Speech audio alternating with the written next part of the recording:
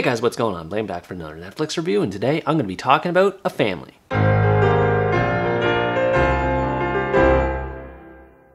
A Family, also known by its original title Yakuza in the Family, is a Japanese crime drama that tells the story of a man named Ken, a young punk that has no direction in his life and ends up causing trouble for a Yakuza clan in his neighborhood, yet is narrowly saved from the brink of death by a rival clan in the same token. Ken is offered the chance to join the clan early on in the movie before the incident with that other clan takes place, but he turns down the opportunity because he thinks that all the Yakuza are nothing more than drug-dealing scumbags. After his brush with death, however, Ken has a change of heart and agrees to fully dedicate himself to the Shibazaki Gumi clan, resulting in him obtaining a family he never had while having to put up with the daily life and struggles of being a member of organized crime. I know I'm going to spoil my opinion about this movie a bit early when I say this, but this movie was amazing. It is one of the best movies that Netflix has put out in recent years, bar none, certainly this year anyway. What I like the most about this movie is how non-cliche all the characters are, especially as far as Ken is concerned. It was interesting to see how we got to know more of Ken as a character through passing moments of dialogue that he has with other characters in the movie,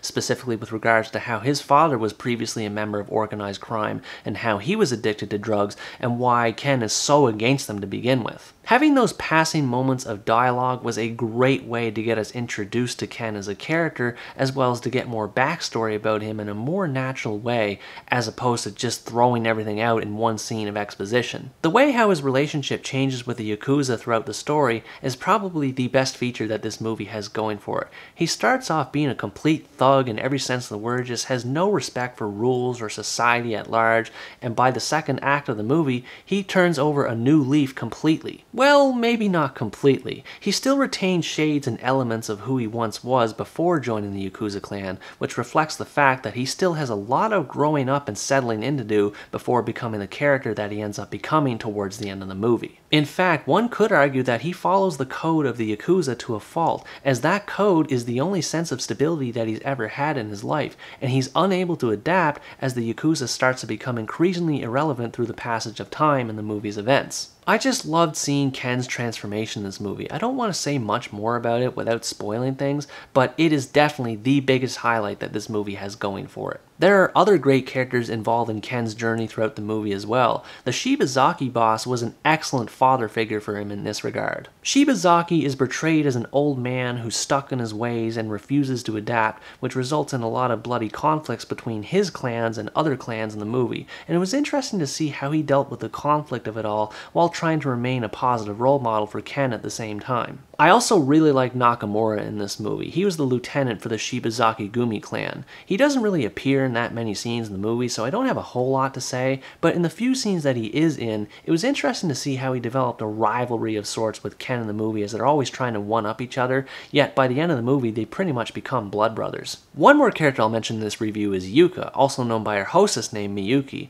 She's the love interest for Ken in this movie, and it really doesn't start off that way at first. It's actually kind of creepy when they first meet, but eventually they get used to each other's personalities as characters, and the way their love story unfolds throughout the movie's events is a very good tragic narrative. I really appreciated how this movie had so many detailed characters in it with complete arcs from beginning to end, and they were all told in an honest way. They weren't exaggerated at all just because they happen to be Yakuza members. It doesn't demonize or glamorize the Yakuza per se, it simply portrays them the way they always were. Organized crime families with strict codes of conduct vying for control over others through any means necessary. The Yakuza were known for committing extreme acts of violence against warring family members, but they're not necessarily bloodthirsty. They were just simply doing what they had to do in order to carry on their way of life. And it shows how these Yakuza were able to coexist with other people of the general public, at least early on in the movie anyway, as we see them taking part in things such as taking baths at bathhouses and eating dinners in public restaurants. It was interesting to see how their relationship with the public changed over the course of the movie. The movie's story is told expertly across 3 different time periods, and you can look at them as sort of the beginning, the middle, and the end of this movie's story. I swear, each of these time periods could have had their own movie. The first part takes part in 1999, whenever the Yakuza were all over the place in Japan, and then the second part is in 2005, where they're starting to falter a little bit, but they're still reigning strong, and then by the end of the movie, when it takes place in 2019, the Yakuza have all but vanished. Ken's transformation as a character hinges on the context of whatever time period he's situated in at the moment.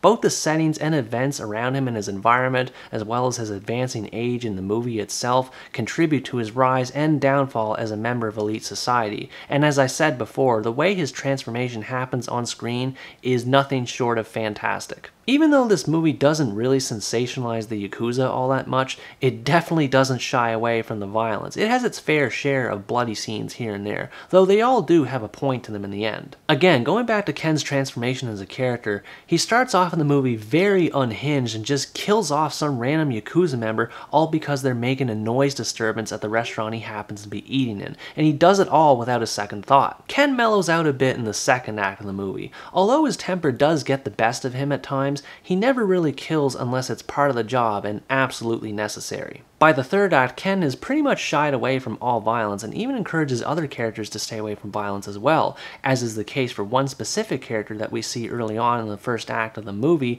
and he grows into adulthood and he's eventually going down the same path that Ken is, and Ken does his absolute best to try and get him to stray away from that path. As for the action scenes in this movie, there's not really a whole lot I can say, because when there is action on screen, it only lasts for a few seconds at most, and it mostly comes in the form of guys getting stabbed or shot to death. I think that's a good thing for this movie, because when it shows that the Yakuza do commit the act of killing, they do so because there's a purpose behind it, not because they particularly enjoy it. The movie also has a great message about the state of ex-Yakuza members in Japan and where their place in society lies after they choose to leave it all behind. As time passes in the movie, things become increasingly difficult for ex-Yakuza characters. Some of them resort to using drugs, while others have a hard time finding jobs. All of this stems from a loss of identity, the only one that they've ever known, which is being part of the Yakuza, and it adds an air of sympathy to characters who are not even really supposed to sympathize with in the first place. And don't get me wrong, I'm not saying all this in support of the Yakuza or any of their organized crime efforts.